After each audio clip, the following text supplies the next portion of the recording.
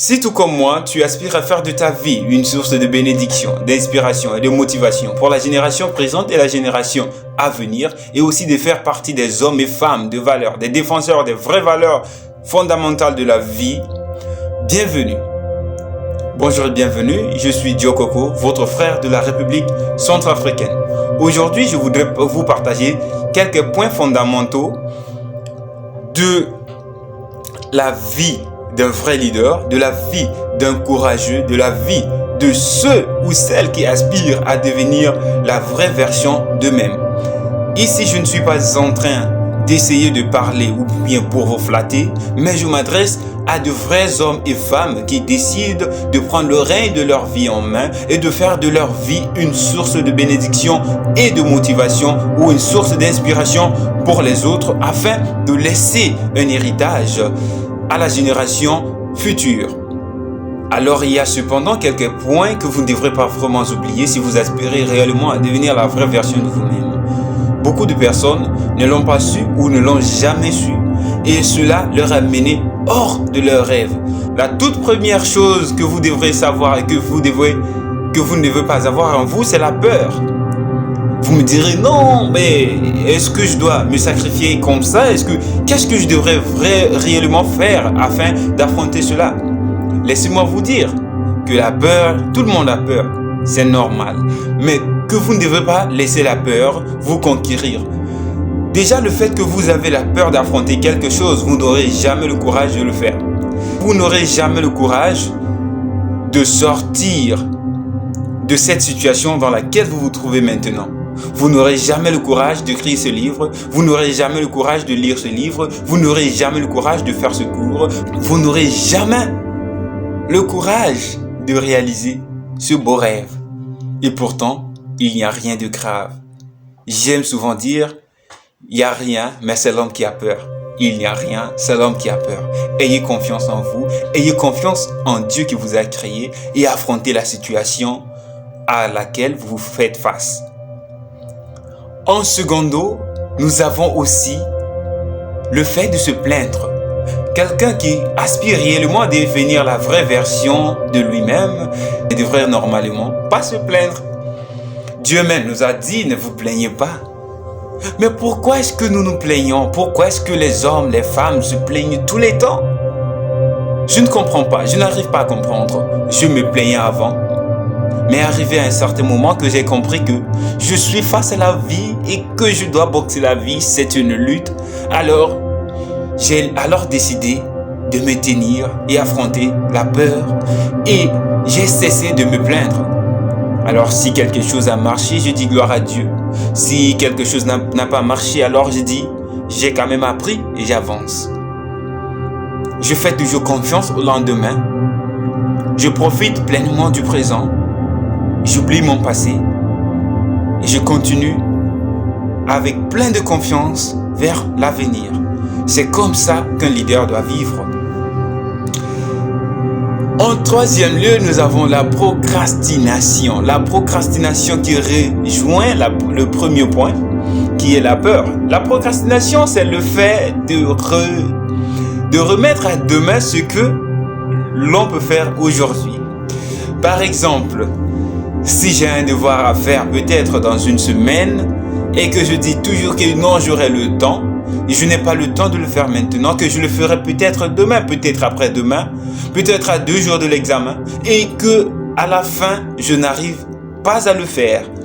Alors cela se définit comme la procrastination. Alors la procrastination a tué beaucoup de rêves. La procrastination a tué beaucoup d'hommes et femmes. Alors, elle continue toujours à faire beaucoup de victimes. Je ne voudrais pas que vous fassiez part des victimes de la procrastination. Et moi non plus. Alors, décidez aujourd'hui, décidez maintenant de travailler sur ce grand projet qui vous tient à cœur depuis des années. Et aussi, nous avons le manque d'objectifs, le manque d'objectivité dans la vie.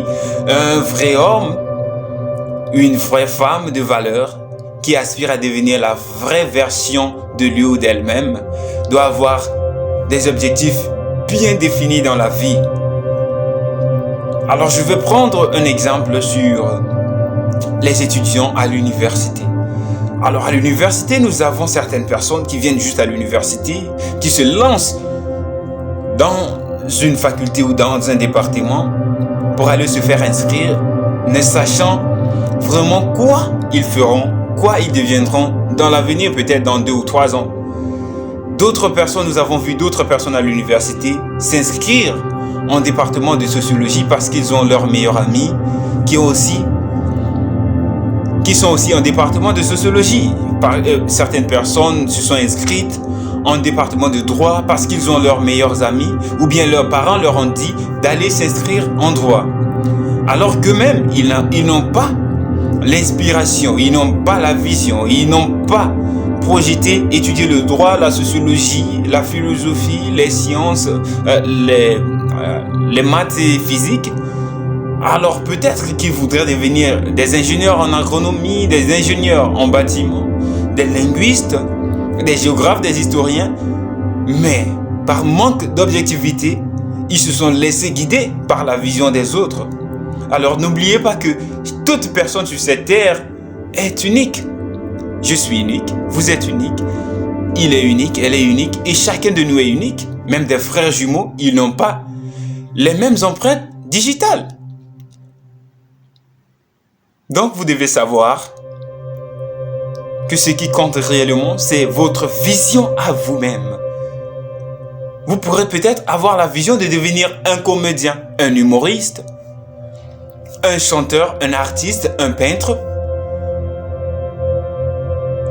Mais ne vous laissez pas guider par l'opinion des autres. Et aussi, nous avons le fait de plaire aux autres, la complexité. Beaucoup de personnes sont complexées au point où elles veulent vraiment plaire aux autres.